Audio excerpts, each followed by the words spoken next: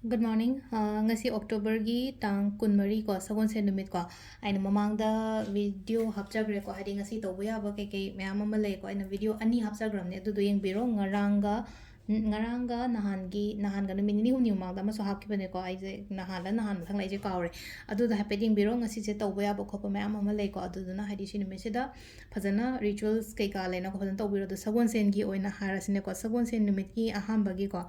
अहमबगी सगोन से निमित की ख्वाई फर्स्ट को कनो है नंबर है को नंबर से 2 5 लेरे को अदुगा कलरदना येलो गुंबा कईगुंबा दुमाइना सिनबीबे अदुगा चाक थोंबदस लेनो को हंगपान मचुगी पोड अमा कई अमा खोना चाक थोंबा चिंगसु मतम दुमाइ तरो हापीबा को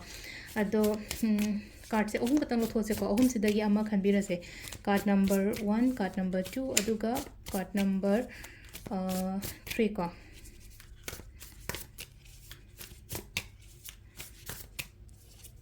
सिलेर को अहमबा अनीशुबा अहुमसुबा को अदो सिदा लैरिबा कार्ड सिंग सिदगी अमा खनबिरसे अहमबे से कंसिडर अनीशुबा कंसिडर नत्रगा अहुमसुबा कंसिडर को हादी फर्स्ट कार्ड खनबंग येंगसे को फर्स्ट कार्ड की वेना करी एनर्जीज लाके हाबदो ngasi की वेना फर्स्ट कार्ड खनबंग अहमबा को अहमबगी से सिलेनो को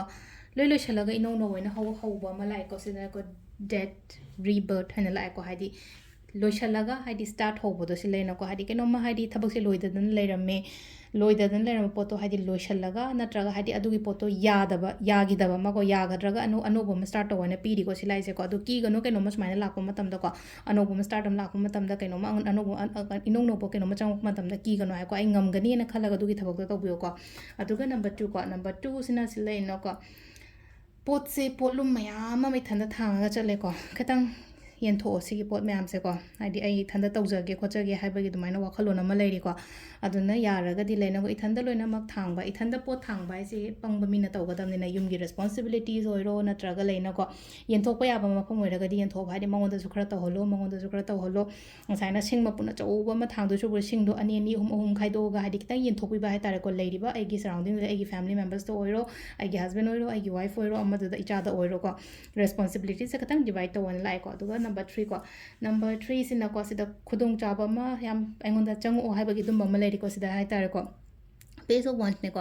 अदुना पेज ऑफ वन से कोइना लेना को हादी पॉजिटिव से हमना ओइ को हांसी की वेना हादी पॉजिटिव हमना ओइ पॉजिटिविटी लेगनी अदुगा आइंगोंदा खुदोंग चाबा अमा दुमाइना हादी सत लाउना पाइसिला खंगौदना हादी हाइजिलकपदो दुमाइना ओइन ओइबदो अदु ओइ को अदुगा टाइमिंग ने के बुंग मंगा गा मिनिट 30 तैना 3 का मिनिट निफुनि थोय फाउंग लेर को अदगी ओम 9 गा मिनिट 13 ची अयुकी ने को 9 गा मिनिट 13 देना पुंग अमा गा मिनिट 9 फाउंग लेरे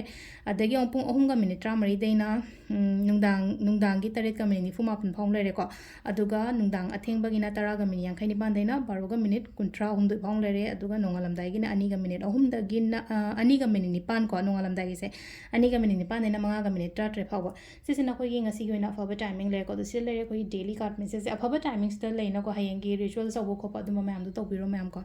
थैंक यू